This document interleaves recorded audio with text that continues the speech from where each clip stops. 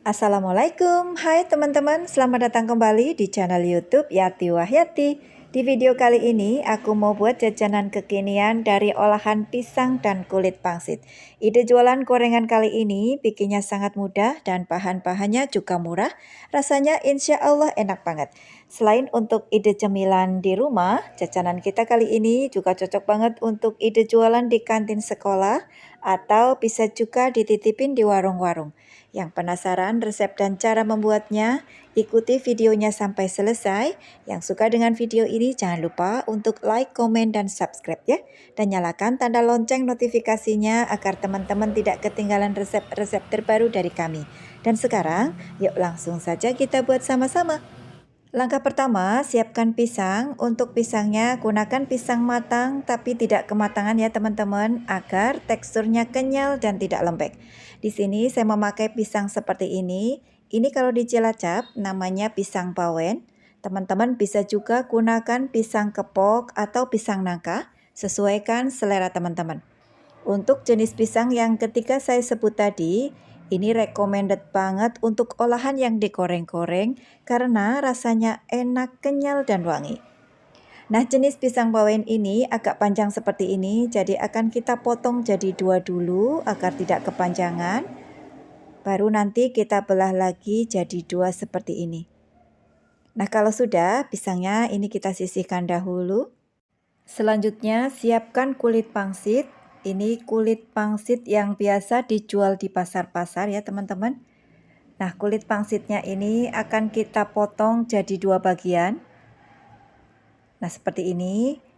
Kemudian potong-potong lagi tipis-tipis. Nah, seperti ini. Teman-teman sesuaikan dengan selera ya, cara memotongnya bisa lebih tipis atau bisa lebih tebal lagi.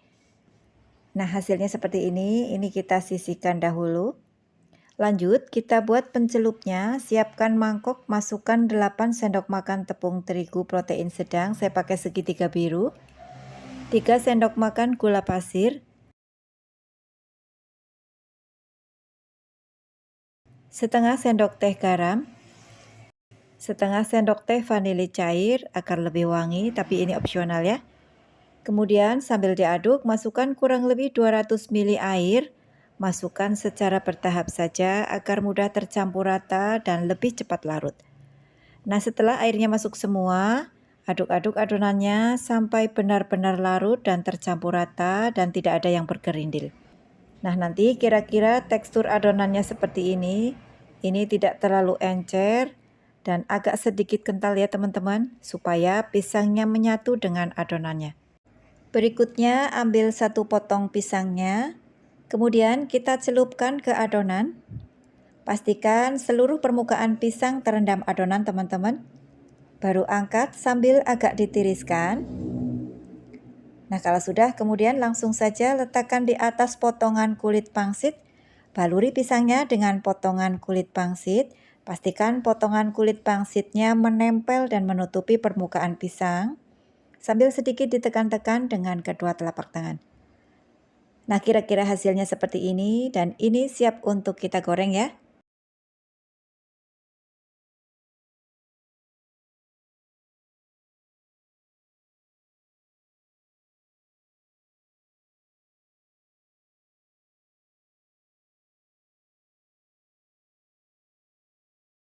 Tahap berikutnya, siapkan penggorengan. Nah, setelah minyaknya benar-benar panas, goreng satu persatu pisangnya. Goreng di api sedang cenderung kecil agar matangnya sampai ke dalam. Saat menggoreng, jangan ditinggal-tinggal ya teman-teman, agar bagian kulit pangsitnya tidak gosong, karena bagian kulit pangsitnya cepat sekali menguning. Sesekali boleh dibolak-balik agar matangnya merata. Nah, setelah kedua belah bagian sudah menguning merata, boleh diangkat, kemudian tiriskan. Bersihkan sisa remahan di minyaknya, kemudian goreng sisa pisangnya sampai semuanya selesai. Nah, teman-teman, ini sebagian pisang yang sudah kita goreng. Hasilnya seperti ini, garing dan tidak berminyak. Nah, langkah berikutnya akan kita beri topping ya. Untuk toppingnya, pertama di sini aku pakai coklat glaze seperti ini. Semprotkan di atas pisangnya. Untuk topping, sesuaikan selera teman-teman ya. Untuk topping kedua, aku pakai glaze vanilla. Dan terakhir, aku pakai glaze strawberry agar lebih menarik. Hasilnya seperti ini setelah selesai diberi topping, lebih menarik dan siap untuk kita jual. Nah teman-teman, akhirnya resep pisang coklat kriwil kita kali ini sudah selesai kita buat. Bikinnya sangat mudah dan hasilnya unik dan menarik. Dan untuk rasa, kita coba cicipi sama-sama ya. Nah ini matangnya sampai ke dalam pisangnya ya. Aku coba cicipi ya. Bismillah. Ini enak banget, crispy, legit dan wangi. Masya Allah, ini enak banget. Teman-teman wajib coba ya. Terima kasih sudah melihat videonya hingga akhir. Semoga resepnya bermanfaat ya. Selamat mencoba. Wassalamualaikum warahmatullahi wabarakatuh. Dadah.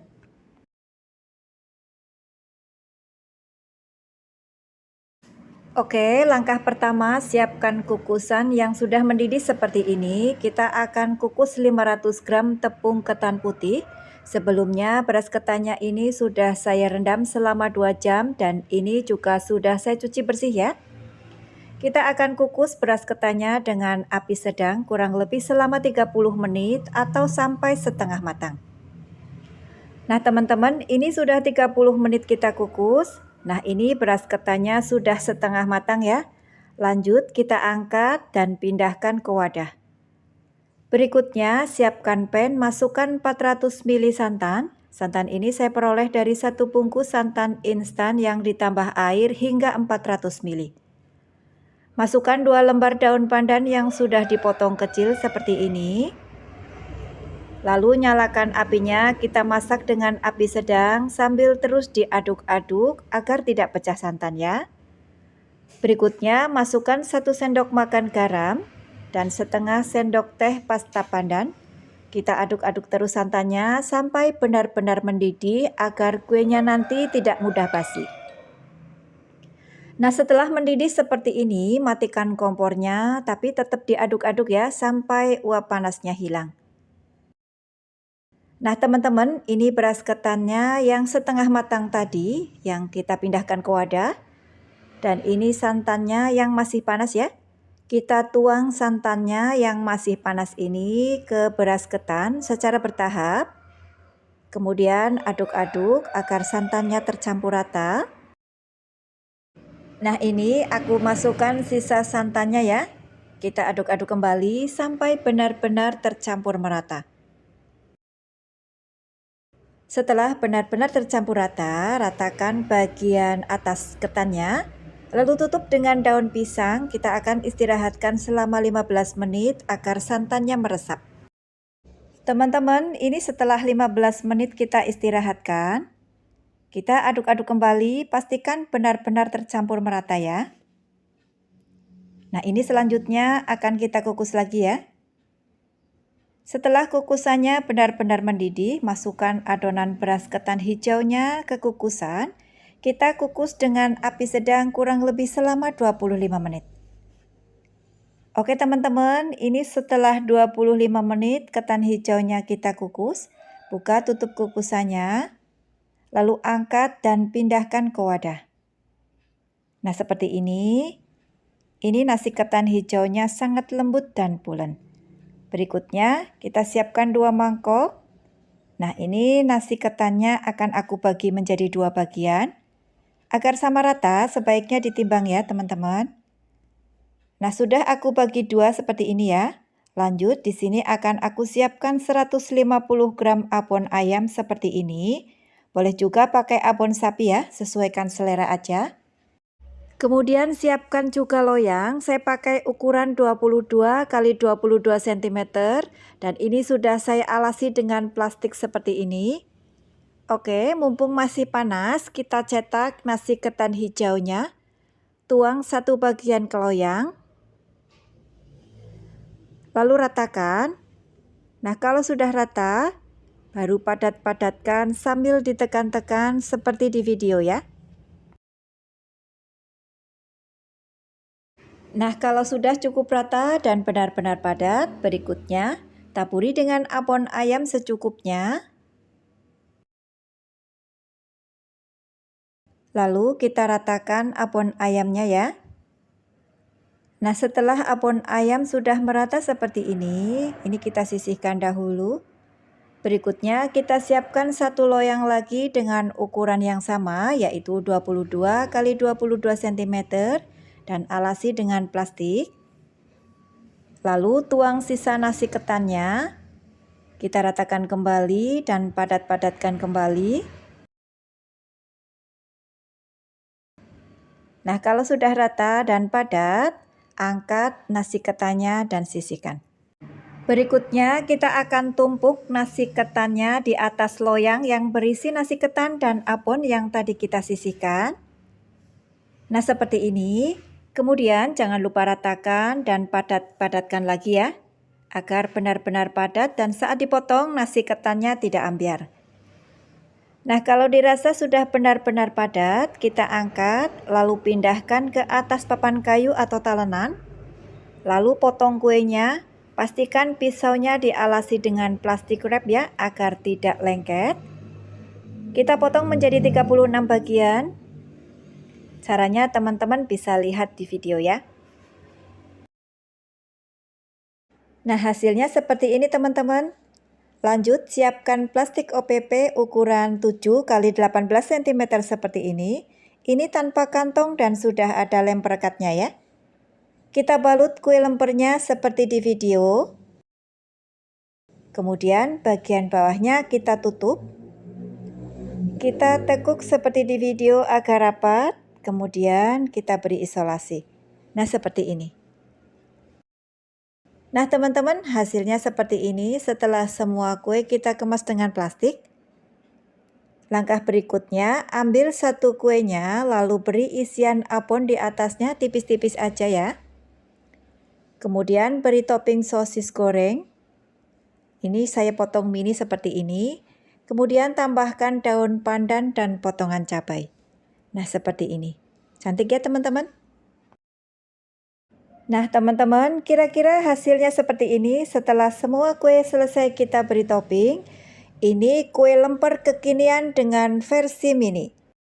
Dengan modal bahan Rp26.700 untuk satu adonan menghasilkan 36 kue. Modal per kue jatuh di Rp741, jual seribuan atau 1.500, insya Allah laris manis. Nah teman-teman, bisa dilihat ya, hasil kuenya cantik meski bahan-bahannya ekonomis, tapi ini enak banget. Kenyal, lembut dan gurih dan sedikit ada rasa manis. Terima kasih sudah melihat videonya hingga akhir. Semoga resepnya bermanfaat ya. Selamat mencoba. Wassalamualaikum warahmatullahi wabarakatuh. Dadah.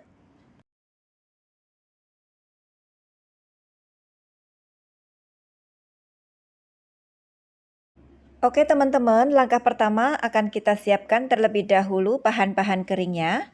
200 gram tepung terigu protein sedang. Di sini saya pakai segitiga biru. Di sini semua bahan keringnya akan kita ayak seperti ini agar tidak ada bahan-bahan yang menggumpal.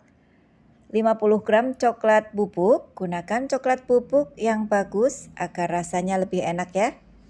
1/4 sendok teh baking powder dan setengah sendok teh soda kue. Kita aduk-aduk bahan keringnya agar benar-benar tercampur rata. Nah, kalau sudah, ini kita sisihkan dahulu. Berikutnya, kita buat adonan cairnya. Siapkan 300 ml air hangat atau air panas. Kemudian masukkan 2 saset susu kental manis coklat. Lalu aku tambahkan juga setengah sendok teh pasta coklat agar rasanya lebih nyoklat. Tapi ini opsional ya, kalau nggak ada bisa di skip. Kemudian aduk-aduk agar tercampur merata dan larut. Nah, kalau sudah, bahan cairnya akan kita sisihkan juga ya. Oke, lanjut teman-teman. Di wadah yang berbeda, masukkan 1 butir telur suhu ruang, 200 gram gula pasir, setengah sendok teh vanili cair. Berikutnya kita aduk atau kita kocok sampai adonannya berwarna putih pucat. Di sini aku aduk cukup dengan whisker seperti ini. Nah, nanti adonannya akan berwarna putih pucat dan ini untuk gulanya masih belum begitu larut ya. Selanjutnya masukkan secara bertahap bahan cairnya. Kita aduk-aduk. Nah, ini untuk melarutkan gulanya ya teman-teman. Kemudian tuang sisa bahan cairnya. Aduk-aduk kembali, pastikan gulanya benar-benar larut. Nah, kalau sudah larut dan sedikit berbuih, kita masukkan bahan-bahan keringnya.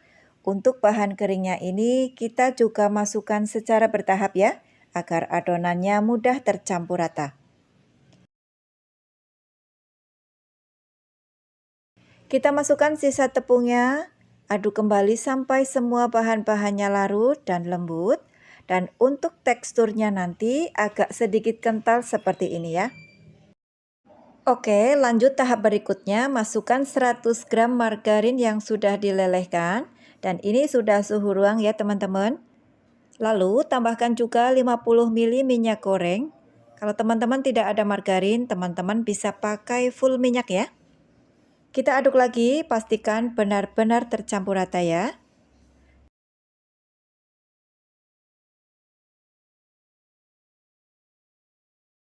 Nah, kalau sudah, untuk memastikan tidak ada endapan minyak di sini aku akan aduk balik dengan spatula. Pastikan semuanya sudah benar-benar menyatu dan merata ya. Oke teman-teman, di sini sudah aku siapkan cetakan atau panggangan aluminium dengan 12 lubang seperti ini. Sebelumnya di bagian bawahnya sudah aku alasi dengan tatakan besi agar panasnya merata. Nah, setelah cetakannya benar-benar panas, kita olesi terlebih dahulu dengan margarin tipis-tipis. Kita olesi ke seluruh lubang cetakannya. Nah, kalau sudah, berikutnya kita tuang adonannya ke cetakan sedikit saja. Di sini aku tuang setengah sendok sayur seperti ini. Nah, kalau sudah, untuk isiannya aku langsung tambahkan keju oles atau teman-teman bisa juga pakai keju cheddar. Untuk isiannya bebas aja teman-teman, sesuaikan dengan selera saja ya. Nah, semuanya sudah aku beri isian seperti ini. Lanjut kita tuang kembali adonannya. Di sini aku tuang tidak penuh ya teman-teman. Cukup 3/4 bagian saja karena nanti kuenya akan mengembang. Nah, ini sudah selesai aku isi semua. Lanjut tutup cetakannya. Kita masak dengan api cenderung kecil tetapi tidak kecil banget ya teman-teman. Di sini aku masak sekitar 10 menitan. Nah, setelah kurang lebih 10 menit kita masak. Nah, hasilnya seperti ini. Ini bagian atasnya sudah mulai mengering seperti ini. Baru balik kuenya satu persatu. Satu tips untuk teman-teman saat akan kita balik kuenya, pastikan permukaan kue sudah kering ya, agar saat dibalik kuenya tidak pecah atau cuil. Kalau semua sudah kita balik seperti ini, kita akan tutup dan masak kembali kuenya dengan api yang paling kecil, kurang lebih selama 5 menit. Untuk memastikan kuenya benar-benar matang ya. Nah, ini setelah 5 menit, nah terlihat ini kuenya sudah matang sempurna ya. Kita angkat satu persatu dan sisihkan.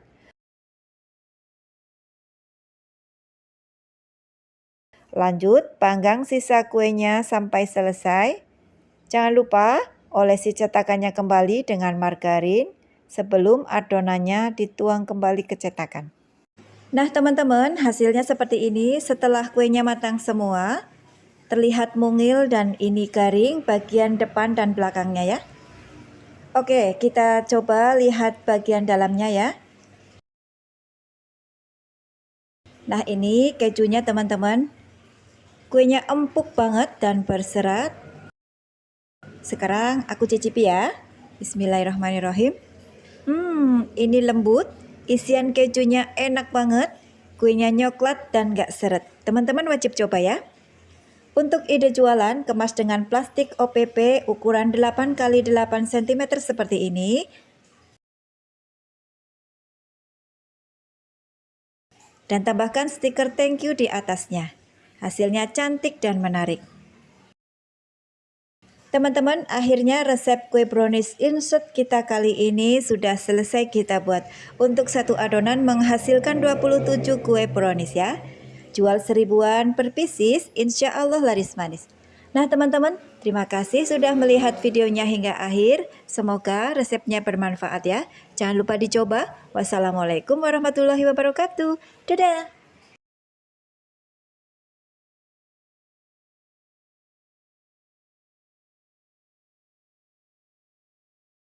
Oke teman-teman, langkah pertama di sini sudah saya siapkan 250 gram kelapa parut. Gunakan kelapa parut yang setengah tua dan gunakan bagian putihnya saja agar warnanya lebih cantik ya. Tambahkan setengah sendok teh garam agar rasanya sedikit gurih. Kemudian aduk-aduk agar tercampur rata. Oh ya, jangan lupa tambahkan juga 1 lembar daun pandan yang sudah dipotong-potong kecil seperti ini agar lebih wangi. Nah, kita aduk lagi seperti ini. Selanjutnya, ini nanti akan kita kukus ya teman-teman. Berikutnya, siapkan kurang lebih 1 kilo singkong. Nah, ini singkongnya sudah aku kupas dan sudah aku buang sumbu tengahnya. Dan ini sudah bersih ya teman-teman. Oh ya, satu tips untuk teman-teman, gunakan singkong yang empuk dan cenderung muda ya, agar lebih enak dan lebih mudah saat kita haluskan. Oke, lanjut ya, singkongnya langsung kita kukus teman-teman. Ini posisi kukusan sudah mendidih ya. Jangan lupa kelapa parutnya kita kukus sekalian. Kukus singkongnya di api cenderung sedang saja selama kurang lebih 30 menit. Nah teman-teman, ini singkongnya sudah matang. Alhamdulillah singkongnya lumayan empuk seperti ini. Nah langsung saja kita haluskan singkongnya mumpung masih panas seperti ini agar lebih mudah lembut ya. Di sini aku haluskan singkongnya secara manual seperti ini. Aku pakai ulekan yang dibungkus plastik seperti ini ya. Nah ini sudah mulai halus. Selanjutnya tambahkan 10 sendok makan gula pasir dan setengah sendok teh garam. Oke, kita haluskan lagi teman-teman. Nah, ini karena singkongnya cenderung empuk, jadi ini lebih cepat lembutnya ya. Nah, setelah lembut dan halus, tambahkan 2 sendok makan margarin. Kita campur dan haluskan kembali adonan getuknya agar margarinnya benar-benar tercampur merata. Nah, setelah margarinnya tercampur merata seperti ini hasilnya lebih lembut ya teman-teman. Nah, adonan getuknya ini akan aku pindahkan ke alas kerja ya. Teman-teman, di sini sudah aku siapkan alas kerja yang terbuat dari silikon seperti ini. Kita akan bagi adonan getuknya menjadi 4 bagian yang sama rata karena akan aku beri 4 warna. Di sini tidak aku timbang ya teman-teman, ini cuma kira-kira aja. Kalau mau teman-teman boleh timbang ya agar sama rata. Nah, untuk warna pertama, teteskan secukupnya pewarna makanan. Di sini saya pakai warna hijau muda. Campur dan uleni adonan getuknya sampai warnanya menyatu. Dan untuk penggunaan warna sesuai selera teman-teman ya. Kemudian untuk warna kedua, saya pakai merah rose. Teteskan secukupnya sampai warnanya sesuai dengan keinginan teman-teman ya. Nah, untuk warna ketiga saya pakai warna orange. Dan terakhir saya gunakan warna biru. Nah, untuk hasilnya seperti ini teman-teman. Nah, ini selanjutnya akan kita bentuk-bentuk ya. Letakkan adonan ketuknya yang akan kita cetak, kemudian alasi dengan plastik. Nah, seperti di video. Lanjut kita pipihkan. Di sini aku pipihkan dengan bantuan bingkai besi setengah sentimeter seperti ini.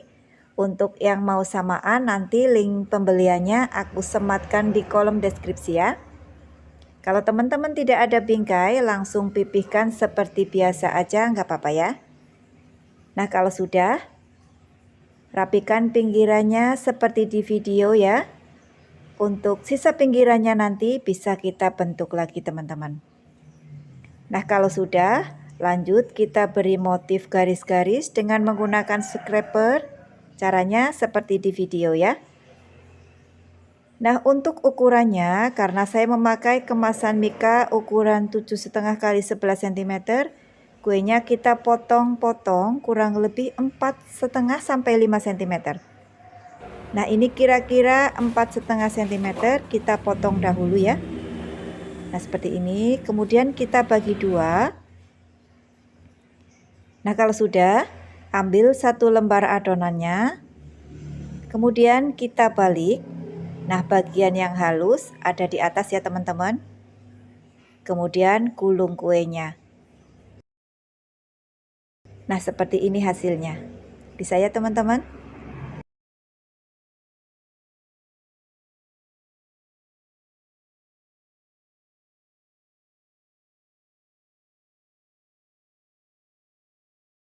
Dan hasilnya kira-kira seperti ini teman-teman. Untuk satu adonan menghasilkan 31 kue getuk lindri dengan aneka warna. Oke, langkah selanjutnya agar tampilan lebih menarik, di sini akan aku beri sedikit motif dengan sisa adonan pinggiran getuknya ya. Nah, untuk motifnya di sini aku cetak dengan cetakan fondan mini seperti ini. Untuk link pembeliannya nanti aku sertakan di kolom deskripsi.